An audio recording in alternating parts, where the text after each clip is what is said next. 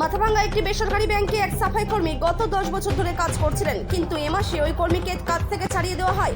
এর প্রতিবাদে জেলা সাফাই কর্মী ইউনিয়নের পক্ষ থেকে ওই ব্যাংকের সামনে বিক্ষোভ দেখান সাফাই কর্মীরা।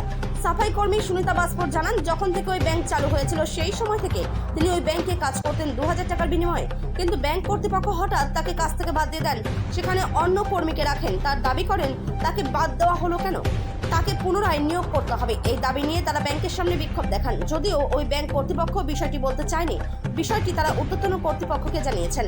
মাথাভাঙ্গার এই সামনে যে বন্ধন ব্যাংক রয়েছে, এই বন্ধন ব্যাংক যখন উদ্বোধন হয় তখন এই সাফাই কর্মী সামান্য 2000 টাকায় 10 বছর পরিষেবা দিয়ে আসছে। হঠাৎ করে ম্যানেজার সাহেব ইনাকে 15 দিন আগে জানান যে উপরি কার্যালয় থেকে আর একজনকে পাঠানো হয়েছে যে A to Z কাজ করবে, আপনাকে কাজ বাদ দিতে হবে।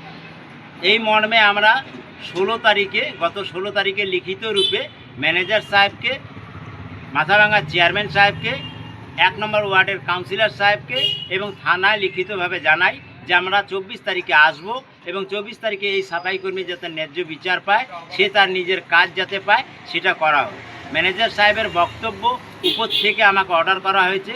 তাহলে আমরা জানতে চাই যে সাফাই কর্মী 10 বছর ধরে কাজ করলো তার সম্বন্ধে কি উপরি কার্যালয় জানতো না যে একজন সাফাই কর্মী অলরেডি 10 বছর যাবত ওখানে কাজ করে আসছে? তাহলে কিভাবে আর একজন সাফাই কর্মীকে রিক্রুটমেন্ট করা হলো?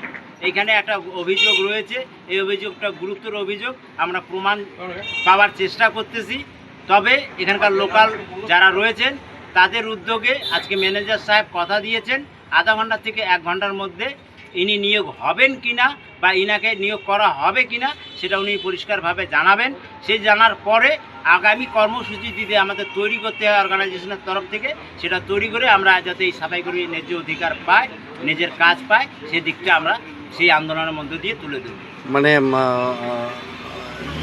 আজকে কি বিক্ষোভ করলেন এর জন্য? এখানে আমরা বিক্ষোভ করলাম, আমাদের সঙ্গে উপস্থিত ছিলেন কুচবিহার জেলার সম্পাদক অভিনব হরিজন, আমাদের সঙ্গে উপস্থিত ছিলেন কুচবিহার জেলার প্রেসিডেন্ট দীপু হরিজন এবং আলিপুর জেলার প্রেসিডেন্ট সম্মানীয় সোনু বাসপুর মহাশয় এবং আমাদের এই মেম্বারদের নিয়ে আমরা এখানে আজকে হালকা করে একটা আন্দোলন করলাম। যদি ওনারা আমাদের এই আন্দোলন না মানে, সরকারি রুল হিসাবে 10 বছরের যারা কাজকর্মী তাকে হঠাৎ করে বাদ দেওয়া যায় না, যদি না মানেন তাহলে আগামী দিনে বৃহত্তর আন্দোলন এখানে আমরা গড়ে তুলব। সেই আন্দোলনের সাক্ষী মাথাভাঙ্গাবাসী থাকবে। আপনার নাম কি? আমার নাম গৌতম বাসপুর, আমি কোর কমিটির সম্পাদক, নর্থ বেঙ্গল বাসপুর অ্যান্ড হরিজন ওয়েলফেয়ার অর্গানাইজেশন। আপনার নাম কি? সুনিতা বাসপুর। আচ্ছা, কি হয়েছে? আমি যখন শুক্রবার দিন ছিল, আমি ডিউটিতে গেলাম, যাই ঝাঁটাটা নিলাম, তখন ঝাঁট দিচ্ছিলাম, তখন স্যার আমাকে ডাকলো, ডাইকে বলতেছে কি সুনিতাদি তোমাকে কাজ করতে হবে না।